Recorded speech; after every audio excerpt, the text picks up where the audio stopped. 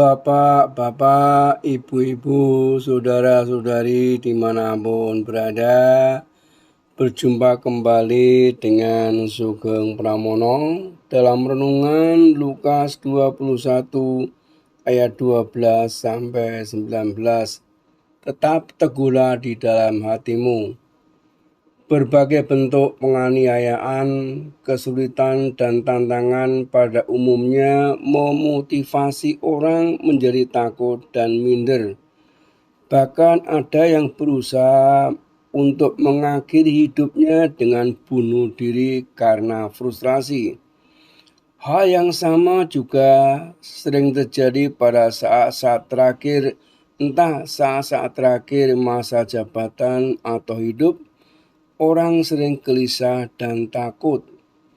Setiap pada iman, panggilan, dan tugas pengutusan memang tidak akan terlepas dari aneka tantangan, hambatan, dan masalah yang memang dapat mengkerdilkan dan membuat kita putus asa.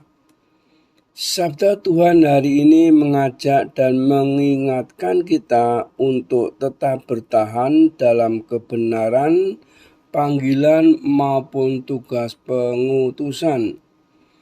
Dalam menghadapi tantangan, hambatan, dan masalah, kita diharapkan sabar, rendah hati, dan lemah lembut. Tidak tergesa-gesa menanggapi saat itu juga, melainkan hendaknya semuanya dibawa ke dalam doa atau kontemplasi. Persembahkan semuanya kepada Tuhan sambil memohon petunjuk dan tuntunan apa yang harus dilakukan dalam menghadapi tantangan, hambatan, dan masalah. Dalam dan bersama dengan Tuhan kita, pasti akan menemukan cara-cara yang tepat dan memadai dalam menghadapi tantangan, masalah, dan hambatan. Kita dengarkan dengan baik tantangan, masalah, dan hambatan yang ada. Kemudian kita lihat dalam terang iman atau Tuhan, agar kita dapat menemukan kehendaknya dalam masalah, tantangan, dan hambatan tersebut. Janganlah lupa bahwa tantangan, hambatan, dan masalah yang lahir dari kesetiaan pada panggilan dan tugas pengutusan merupakan wahana kebahagiaan, keselamatan, dan damai sejahtera sejati. Maka dari itu tetaplah bertahan.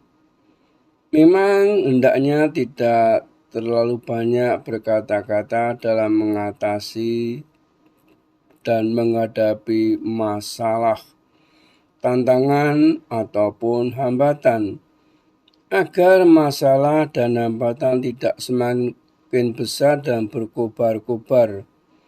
Penderitaan karena iman terus dialami orang beriman dari zaman ke zaman. Dilarang beribadah, gereja ditutup, gereja tidak boleh dibangun, tidak dapat naik jabatan, atau sulit mendapat pekerjaan karena iman adalah wujud penderitaan karena iman yang kita alami zaman now. Berat? Ya, menyerah jangan. Meskipun berat, kiranya kita tidak goyah karena Tuhan Yesus menyertai, dan kita pun memiliki pengharapan iman bahwa suatu saat kelak akan bertemu di surga. Tuhan beserta kita sekarang dan selama-lamanya. Amin.